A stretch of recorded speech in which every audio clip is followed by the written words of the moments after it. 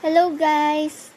Para naman sa second part ng ating tutorial series sa Hearsay Screen Reader, explore naman natin ang notification at audio and haptic feedback settings nito. Next ay notifications. Ito hindi ko masyadong ginalaw kasi ayoko nung hantahitahimik tapos may biglang mag-a-announce ng notification. Kaya hindi ko yata to inon. Wait lang. Read notifications allowed. Automatically read incoming notifications. Off. Switch. Ayan no. Yung read notification allowed. In-off ko sa akin kasi ayoko nung ganun. Pero kung kayo, mas gusto nyo nung ganun, pwede nyo i-turn on. Independent TTS for notifications. Read notifications with a separate TTS engine. Off. Switch. Tapos, Disable. pwede nyo ring baguhin yung TTS na nung sasabi nung notification para may distinction siya dun sa regular TTS ng inyong screen reader. Notification TTS engine. Didor embedded SBAC TTS. Disabled. Ayan. Notification audio channel. Default. Follow main engine. Disabled. So, ito yung mga ibang settings na pwedeng iwanan ko na rin sa inyo, lalo doon sa mga mas preferred yung notification na ina-announce. Match screen reader speech rate when on. Notification reading speed. Speed of speed 100%. I think ito rin yung disabled. mga settings na ginagamit din sa TTS, yung kamukha sa speech kanina, pero ito naman devoted talaga siya para sa notification speech rate, or siguro yung volume na rin. Notification pitch, voice pitch.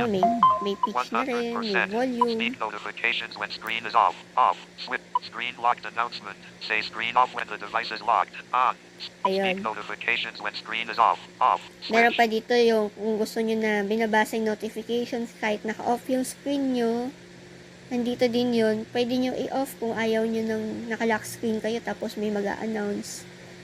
Pwede rin i-on. Kung gusto nyo ng kahit naka-off yung screen nyo, nagbabasa siya ng notifications. Screen locked announcement. Say screen off when the device is locked. On. Switch. So, ito naman, ito naka-on sa akin to. Yung pag ina-announce niya kapag screen off or screen unlocked announcement. Screen unlock announcement. On. So, naka-on yan pareho sa akin. Tapos, yung announce. When the screen turns on. On.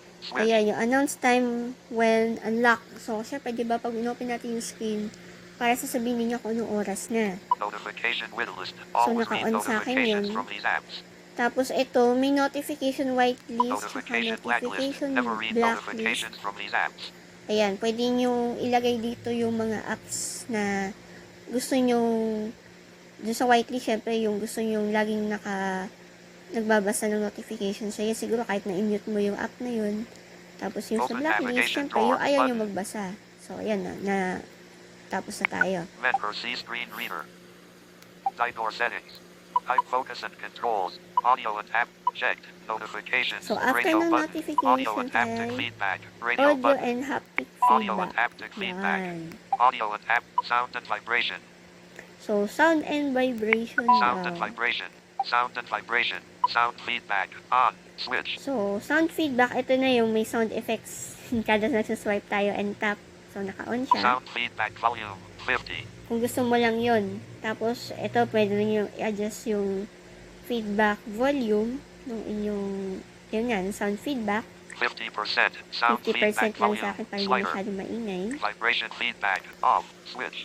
Tapos, vibration feedback. By default, naka-on yung aking vibration feedback. Pero, in-off ko na lang din. Hindi rin kasi ako sanay. Pero, doon sa iba, baka gusto nyo, ayan, hayaan nyo lang. Vibration intensity 100. Disabled. Tapos, pwede rin pala i-adjust yung, once na naka-on yung vibration feedback, pwede nyo i-adjust yung intensity ng vibration. 100%. You can quickly adjust some of Didor sound settings from any screen. Accessibility volume. Hold one finger on the screen and press the volume up or volume down key. Didor speech rate.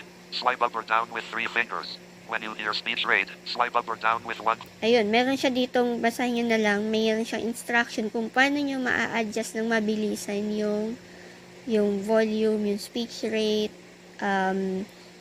kahit wala ka dito sa mismong settings ng Hearsay. Navigate up button. So, after audio sa audio, sound themes.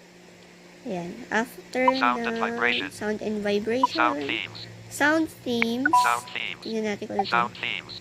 theme pack. Heading. Create new theme. Start. Import theme pack. Load. Create new theme. Start an empty theme to customize. Import theme pack. Load sounds from a previously exported pack. Manage themes. Browse. Activate. Navigate up. Button. So, I think ito yung pag gusto mong i-customize yung sound feedback ng iyong screen reader. So, customizable siya. Alamin din natin yan sa mga susunod kung may madidiscover Sound. natin. Paano Navigate up. natin. Button. Pwede yata mag-import dito. Ikaw nga Audio ba and sa haptic GCO? feedback. Tsaka sa Sound themes. Prudence. Ayan. Browse mode tone. Play a sound when browse mode turns on or off. On. Switch. So, ito, yung browse mode, may browse mode din pala siya.